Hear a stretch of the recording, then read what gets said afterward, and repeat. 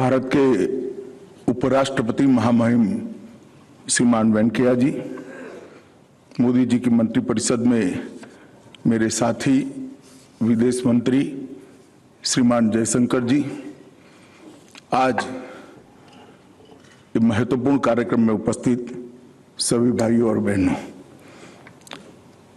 Modi at 20 dream meet delivery.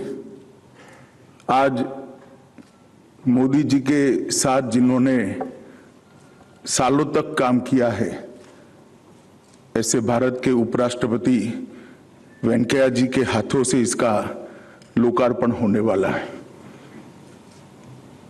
मैंने पुस्तक को बारीकी से देखा है। मैं इतना ही कह सकता हूं कि जो लोग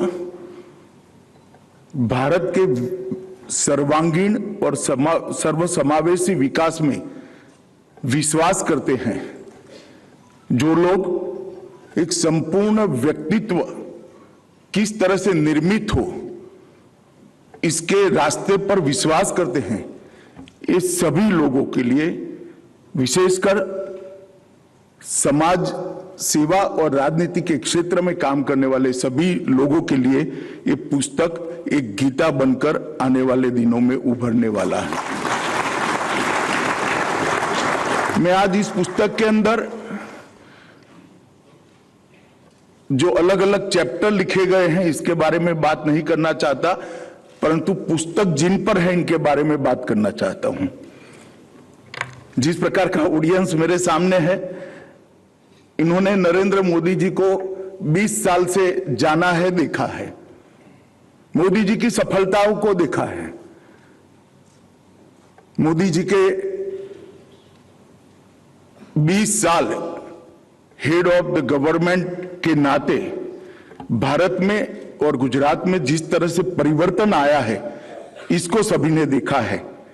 परंतु मैं राजनीतिक शास्त्र के विद्यार्थी के नाते ये जरूर कहना चाहता हूं कि इसके पीछे जाना चाहिए।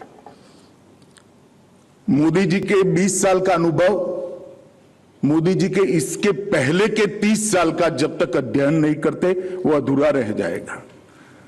मोदी जी के 5 दशक का सार्वजनिक जीवन एक बिल्कुल गरीबी के आंगन में से उठकर देश के प्रधानमंत्री बनने तक की सफर, एक छोटे से कार्यकर्ता से लेकर सभी पॉलिटिकल पार्टियों में सबसे लोकप्रिय नेतृत्व बनने तक की सफर, और कभी पंचायत के सदस्य न रहे हुए व्यक्ति आज पूरा विश्व जिसका नेतृत्व स्वीकार करता है, ऐसे भारत के प्रधानमंत्री बनने तक की सफर। अगर इसको समझना है तो आगे के 30 साल में जरूर जाना चाहिए। मोदी जी के आगे के 30 साल 3 दशक संगठन के अंदर गुजरे।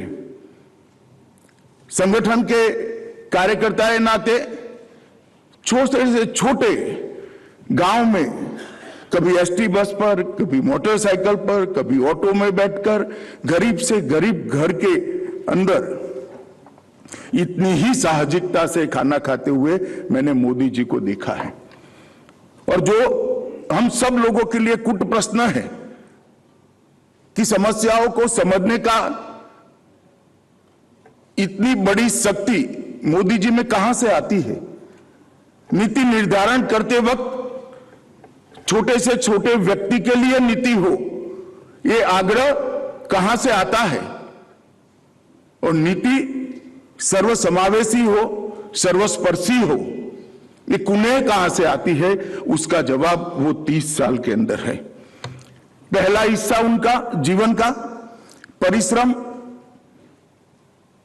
संवेदना, संवेदनाओं के साथ समस्याओं को समझना, समस्याओं का विश्लेषण करना, और विश्लेषण के आधार पर समस्या का समाधान ढूंढना, ये प्रक्रिया 30 साल चलती है, तब जाकर एक नरेंद्र मोदी सफल मुख्यमंत्री बनता है।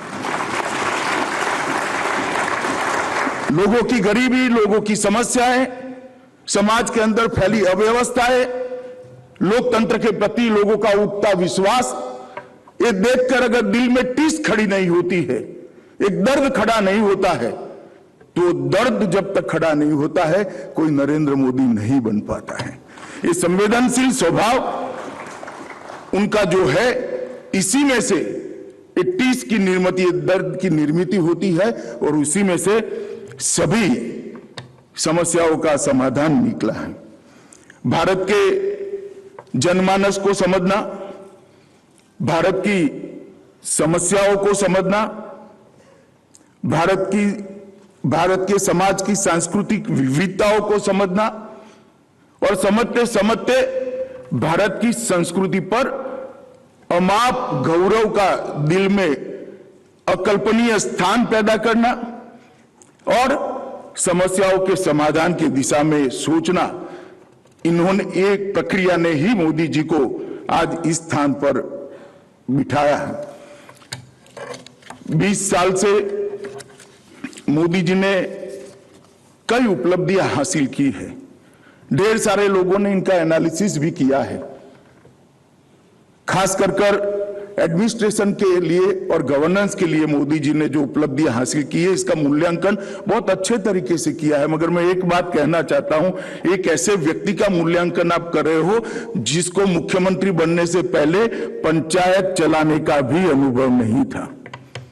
मोदी जी जब मुख्यमंत्री बने उसके पहले कोई चुनाव नहीं लड़े थे, पंचायत के सदस्य भी नहीं थे, और ऐसे व्यक्ति को अचानक भूकंप से पीड़ित एक राज्य का मुख्यमंत्री बना दिया जाता है और उस वक्त बार बार चुनकर आना और इतना यशस्वी तरीके से गवर्नेंस करना, ये बहुत बड़ी अपने आप में उपलब्धि। में ये बात इसलिए कहता हूं कि मूल्यांकन के पैरामीटर्स तय होने चाहिए। गुजरात के अंदर सर्वसमावेशी और सर्वस्पर्शीय विकास हुआ, वो मोदी जी का व्यक्तित्व का परिचय कराता है।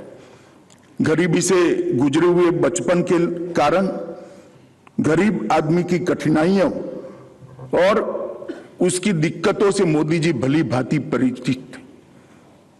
उन्होंने मुख्यमंत्री बनने के बाद संवेदनशील तरीके से समाज के अंतिम व्यक्ति के लिए योजनाएं कैसे बन सकती है और योजनाओं को बनाकर अंतिम व्यक्ति तक किस तरह से पहुंचा जा सकता है, इसका एक उत्कृष्ट उदाहरण लोगों के सामने दिया है। मित्रों, योजनाओं के बारे में मैं जरूर थोड़ी बात करना चाहूंगा।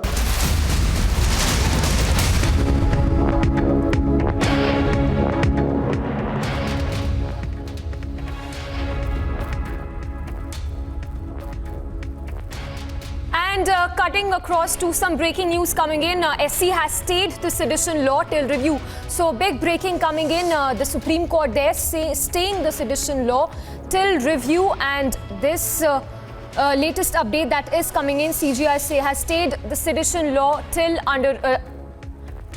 review. Let's also cut across to Amit Shah's address right now at the event of Prime Minister's book launch.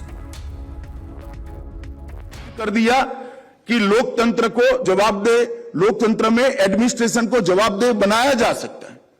हर गांव में कृषि महोत्सव का रथ पहुंचता था और जो सरकारी मदद लेने के लिए किसानों को तहसील लेवल पर और जिला लेवल पर बार बार जाना पड़ता था, वो सरकारी मदद उन्हीं के गांव के अंदर पहुंचाने की शुरुआत एक कृषि महोत्सव ने की। तो उन्होंने योजनाओं को लोकाभिमुख बनाया। मोदी जी ने योजनाओं के साइज और स्केल दोनों को बदलने का काम किया और योजनाओं को संपूर्ण समस्या के उन्मूलन की दिशा में प्रेरित किया। जैसे पहले योजनाएं बनती थी, इस बजट में इतने गांवों के अंदर बिजली पहुंचाएंगे, इस बजट में इतने घरों के अंदर बिजली पहुंचाएंगे, इस बजट में इतने शौचालय बनाएंगे, इस बजट में इतने लोगों को स्वास्थ्य कार्ड देंगे। मोदी जी की योजनाओं का अगर आप स्टडी करेंगे तो अब संख्या नहीं होती है, समस्या का संपूर्ण उन्मूलन